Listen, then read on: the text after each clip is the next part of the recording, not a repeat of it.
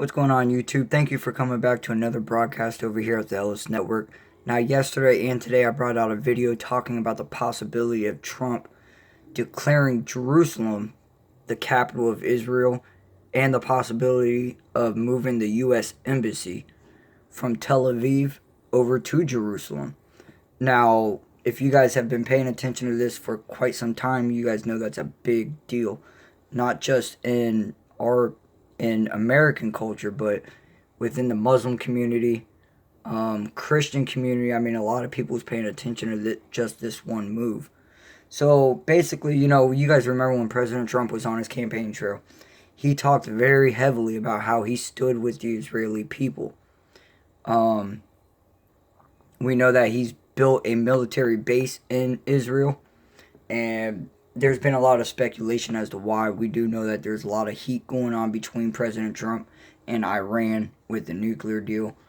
Plus, with whatever's going on with the Houthis and the Hezbollah troops against Israel. Now, we do know that there was talk back in 2016 about the two-state solution that the UN drafted up. I believe it came out of the mandate of 1947. It was put into place, I want to say, somewhere in the 60s. Again, I'm not very familiar with the past of this. There's so much information out on it, guys, and I didn't go out and do it. I would love to have the time to bring up the whole article and everything, but I'm just talking about here and now. So, this is what's being reported on Trump and the move to Jerusalem. And this report's coming from IsraelNationalNews.com. Arutz Shiva. I'm sorry, again, this is straight from Israel. And the report saying that Trump is to recognize Jerusalem. The embassy move will come later. All right, so the article is basically saying that he's going to be making a speech tomorrow, Wednesday, where he will recognize Jerusalem as the capital of the state in Israel. He will also announce the beginning of the process of moving the U.S. Embassy in Tel Aviv to Jerusalem, but he is expected to sign the security waiver, which would delay the move for another 6 months. Now, the security waiver, for most of you guys that don't know, back in 95, Congress and Senate passed a bill where they would allow the U.S. Embassy to be moved from Tel Aviv to Jerusalem. And every 6 months, someone's always put a delay on it. They signed the security waiver, which every 6 months it gets delayed. So for every 6 months since 1995 to now, it's just been getting signed over and over by the past presidents and just delayed even further. Again, on the campaign trail, President Trump promised that he was going to do this. It made a lot of people upset. It made a lot of people happy. So, U.S. officials stated for the reason in signing the waiver are logistical in nature, and that the time was necessary to make the transition from Tel Aviv to new offices in Jerusalem. Again, we don't know if we're going to build a brand new site in Jerusalem, or if they are going to find a building already constructed and they're just going to update it for the embassy needs. No doubt, he's signing 6 months to delay the move, but he's supposedly, starting tomorrow, he's going to call Jerusalem the capital of Israel. And this report goes into deeper. He's been on the phone, talking to Arab nations. Jared Kushner's been over there as well. He's had some words back and forth with Abbas, I believe that's his name, over there in Palestine. There's a lot of back and forth going on over there in the Middle East. There's a lot of Middle Eastern countries that is not happy with this move. And I'm mainly talking about the Muslim nation. Another article, again, guys, I'll post these links in the description for you guys to click on them and you guys can read the full stories. Trump's Jerusalem decision, and this is coming from the Palestinians, declare 3 days of rage across the West Bank Arab world. The Arab world is outraged. Again, they are promising 3 days, starting tomorrow, of a massive protest against Trump's decision on Jerusalem, on the moving of the embassy. I read one report earlier, and I didn't save it and send it to myself, but the one report was saying that the authority was talking about 1 day of rage, and they were going to start off in the schools. the school systems in Palestine. And why would you want to do that? I mean, leave the children out of this.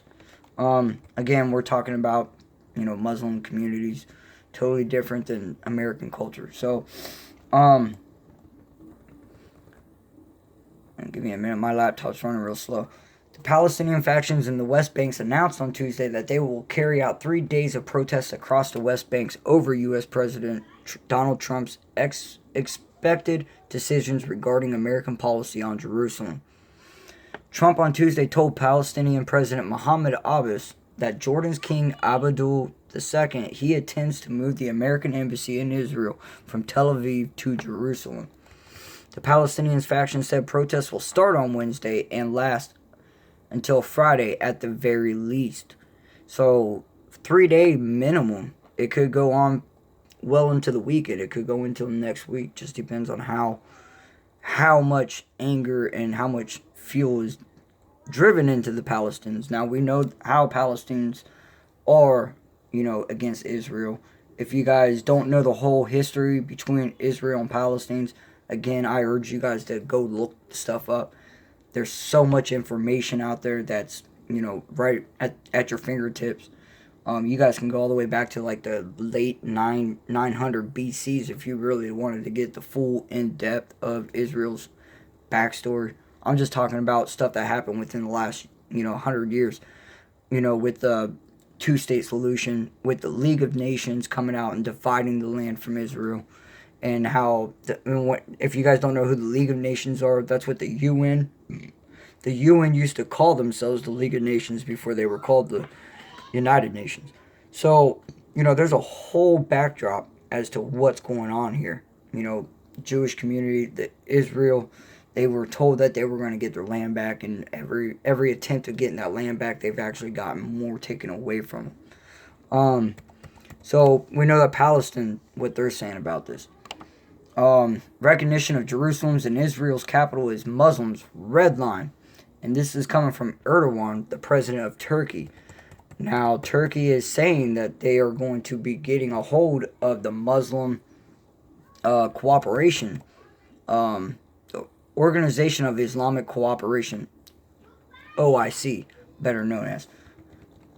But this one is saying a warning to U.S. President Trump by Turkey's President Erdogan was made in no uncertain terms, and this could lead to the end of diplomatic relations with Israel.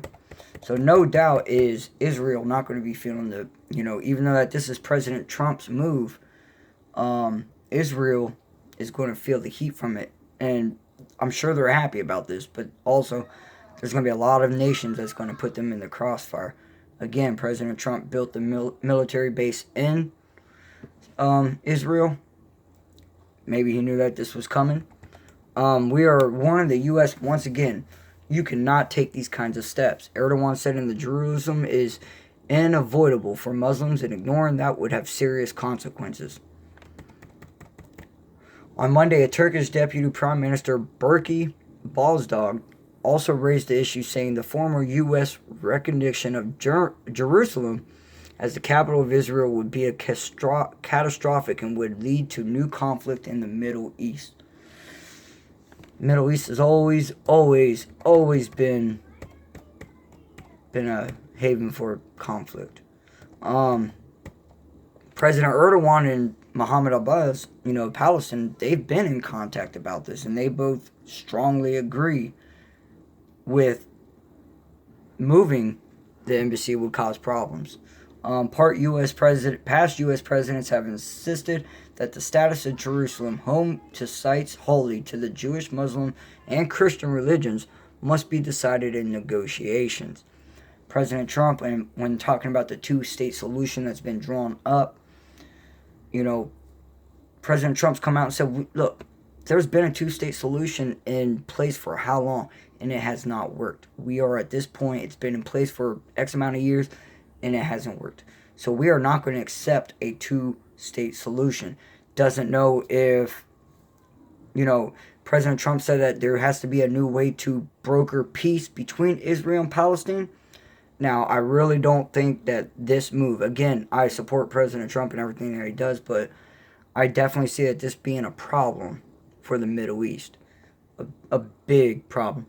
And before I call this video end, there was a comment on my last video from last night talking about North Korea and whatnot, and someone asked me if I think that World War III is, coming. And again, in my video last night, we was talking about North Korea. And I said, there's, even if, North Korea being a proxy war, there's other things going on in the world that could very easily spiral out of control. And I want to bring this article to a head. I'll post it in the description for you guys. You guys can read it too. And it's funny that I found this article just as I was looking into the rest of, the Trump and Jerusalem and Israel and all this. And this is stating that World War III, experts warn Yemen war will affect entire Middle East as war intensifies. So no doubt what's going on with Yemen, what's going on with Saudi Arabia, Hezbollah, Hamas, Israel, Syria, everyone's just firing rockets off at one another. No doubt will this bring Turkey involved, because he doesn't want to see Jerusalem being moved and being called the capital of Israel. Same as Palestine. So you're going to mix all that into this article, and it's just, again, it's, the Middle East is a mess.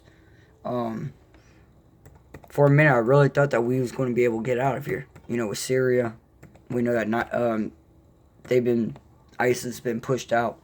And for a minute, I seriously thought we was getting ready to, back out and go into Afghanistan, but then we find out that President Trump's military built a massive base in northern Syria.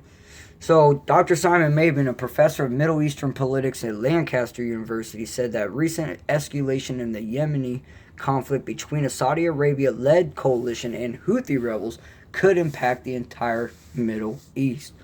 The past week has been seeing a massive ramp up in violence after Houthi rebels claimed to have fired a missile at Abu Dhabi, a popular tourist hotspot. Saudi Arabia retaliated by stepping up airstrikes on Yemen's capital, Sana'a. So again, like I said, you have, you have terrorist organizations, you have government-fueled organizations, pro-terrorist organizations, all just coming to a head, all in the Middle East, on top of what's going on in North Korea and everywhere over there in the Asian Pacific, with Jerusalem now being called the capital of Israel. Guys, within the next couple days, this whole area is going to be a hot spot to keep an eye out on. Over here at the Ellis Network, I will be doing my best to keep looking into the situation, and if anything breaks with it, I will bring it out to you guys. Alright, so thank you for watching this video, and I will see you guys on the next one. Peace.